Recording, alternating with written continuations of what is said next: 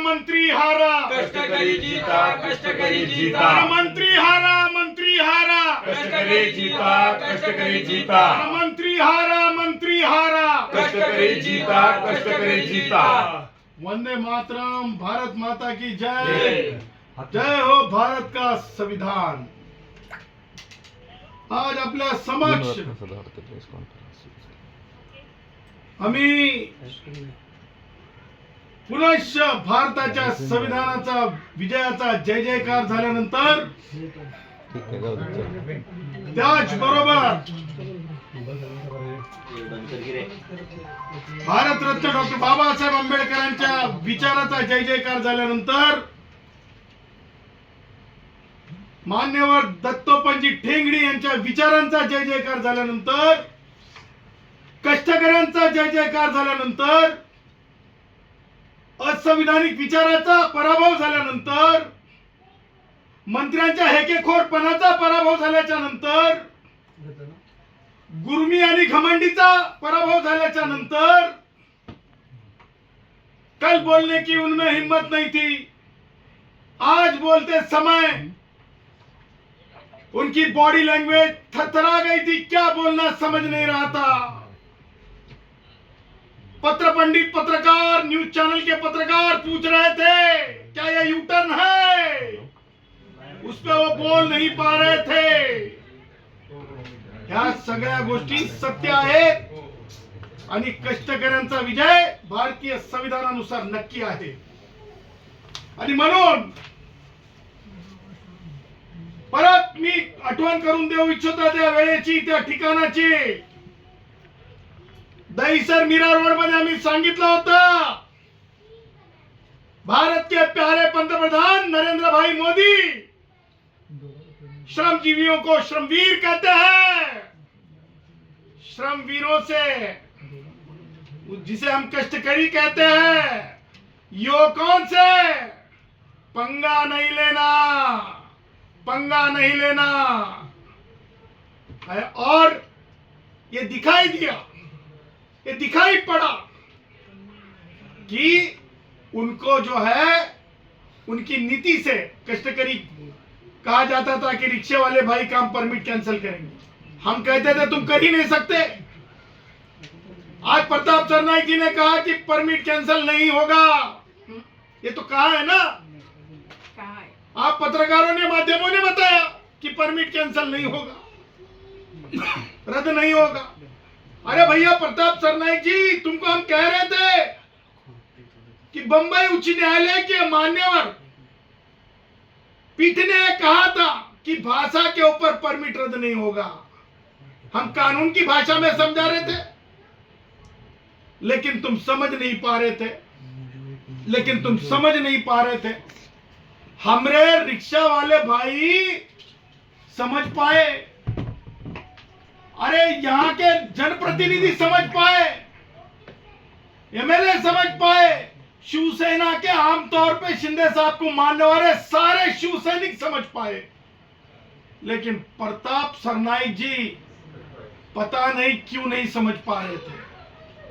क्या हेकड़ी हो गई थी उनके सोच में।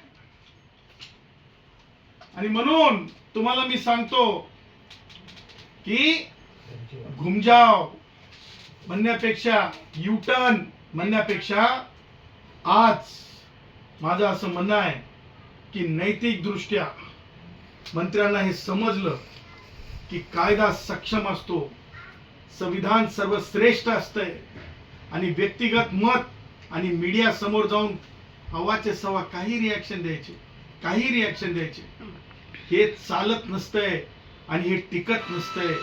माघार यावं लागतंय, त्याला युटर्न म्हणा, माघार म्हणा, की सप्टेंबर म्हणा की ऑक्टोबर म्हणा। 15 ऑगस्ट परत कोण बुद्धिमत्ता देतंय, कोण हे शिकवतंय, ही कोणती शाळा आहे। त्या शाळेतलं यांचं जे शिक्षण आहे, अशा प्रकारचं डिस्क्रिमिनेटिव्ह थॉटचं कष्टकऱ्यांसमोर नापास होत असते। आज थॉट नापास झालेला आहे आणि म्हणून या आनंदाच्या क्षणी महाराष्ट्रातील तमाम जेवढेही कष्टकरी रिक्षावाले आहेत साहेब, रिक्षावाले साहेब, जेवढेही टॅक्सीवाले ड्रायव्हर साहेब आहेत, साहेब म्हणायचं, साहेब. कारण साहेबांसमोर वाकावं लागलं. कारण जनतेचं सरकार असतंय. मंत्री वाकला त्याच्यात काय वाईट नसतंय. जनतेचं सरकार असतंय. जनता दरबारात मंत्र्यांनी वाकायचं असतंय. जनतेचा दरबार, जनतेचा दरबार, जनता श्रेष्ठ. वाकावं लागत असते. वाकल्यानं वाईट वाटून घ्यायचं नसतं. आणि म्हणून आजचा हा सोनियाचा दिवस, आणि त्या निमित्तानं मी म्हणू इच्छितो आपणा सगळ्यांना ह्या आनंदाच्या क्षणामध्ये एक 4 ओळी आहे जे सदावर ते कायम लिहित असतात. त्यातून मी वात्रटिका नाही, 4 ओळी आहे मंत्र्यांसाठी. भारत का संविधान मजबूत है, भारत का संविधान मजबूत है, भारत का संविधान मजबूत है. मंत्री का प्रताप भी झुकता है, मंत्री का प्रताप भी झुकता है, मंत्री का प्रताप भी झुकता है, अरे मंत्री का प्रताप भी झुकता है. जनता का हक ही जीतता है, जनता का हक ही जीतता है, अरे जनता का हक ही जीतता है, अरे जनता का हक ही जीतता है, अरे जनता का हक ही जीतता है. मंत्री का प्रताप भी झुकता है, मंत्री का प्रताप भी झुकता है, अरे मंत्री का प्रताप भी झुकता है. इसीलिए रिक्शा वाला कहता है, इसीलिए रिक्शा वाला कहता है, ना डरेंगे ना झुकेंगे, ना डरेंगे ना झुकेंगे, अरे ना डरेंगे ना झुकेंगे, अरे ना डरेंगे ना झुकेंगे, अरे ना डरेंगे ना झुकेंगे. भारत का संविधान मजबूत है, भारत का संविधान मजबूत है, अरे भारत का संविधान मजबूत है, भारत का संविधान मजबूत है, मंत्री का प्रताप भी झुकता है. मंत्री का प्रताप भी झुकता है. आणि मला खरोखर असं वाटतंय की मान्यवर दत्तोपंत ठेंगडी, भारतरत्न डॉक्टर बाबासाहेब आंबेडकरांनी जी शक्ती प्रदान केलेली आहे ती शक्ती कुछ और है. आणि ज्या प्रकारे 15 ऑगस्ट किंवा जे काही त्यांनी तारखेची घोषणा केली तशा काही घोषणा होत नसतात आणि त्या काही घोषणा टिकत नसतात. जिथं कायदाच नाही तिथं टिकणं काही नसते. एवढंच असते की आता स्वतःच्या तोंडावर स्वतःच हात असं करून घ्यायचा, म्हणजे पुसून घ्यायचा आणि मी पराभव झालो नाही, मी पराभव झालो नाही, मी पराभव झालो नाही असं एक स्वतःचं मला म्हणायचं नाही वात्रटिकेतून प्रदर्शन. त्यांनी स्वतःचं करू नये प्रदर्शन, मी म्हणत नाही प्रदर्शन, पण ते सगळी सारवासारव करण्यामध्ये त्यांची खूप बेजारी झाली, खूप बेजारी झाली. नंतर ते कागदपत्रावर आले. आमच्यात एक मन आहे माहिती का, चिडका भिबवा चिडला, चिडका भिबवा चिडला, चिडका भिबवा चिडला. ही जी आहे ना, ही आमच्यात एक मन आहे. आणि तुम्हाला सांगतो की ही मन आहे ना आज एकदम फिट बसली. बघा, वड्यावरचं वांग्यावर काढून बघलं, व्यक्तिगत आरोप करून बघले, पण माघार कुणाला जावं लागली? आमचं सत्य म्हणूनच माघार जावं लागली.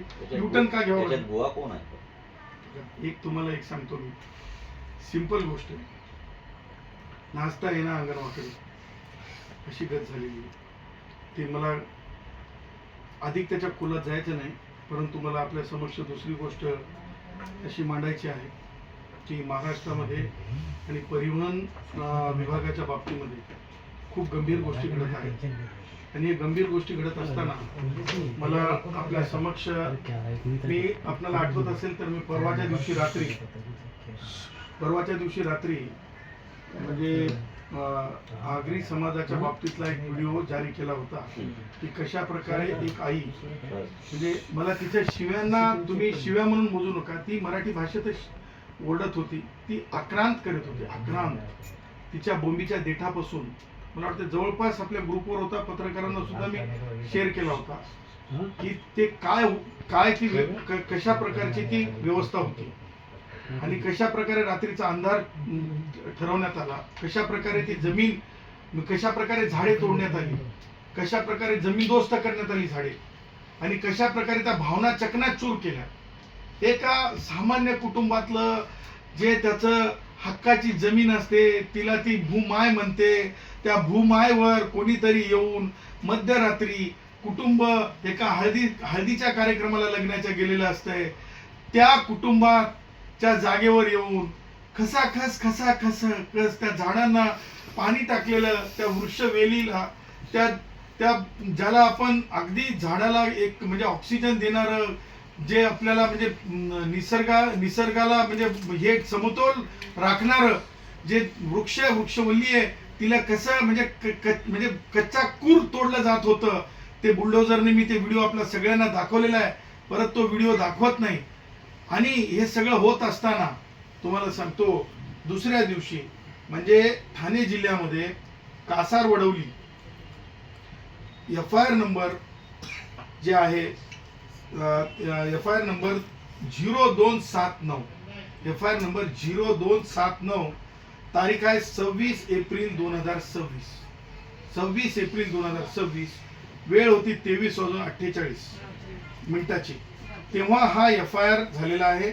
आणि हा FIR जो झाला तो जो पिरियड आहे, लक्षात घ्या तुम्ही, 1 वाजून म्हणजे मध्यरात्रीच्या वेळेला घडलेला हा गुन्हा आहे, हा अपराध आहे. त्याचबरोबर तुम्हाला मला सांगायचंय की याच्यामध्ये जे म्हणजे डायरेक्ट आरोपी करण्यात आलेत ते आरोपी आहेत रोहित मालसुरे आणि 80 ते 100 लोक.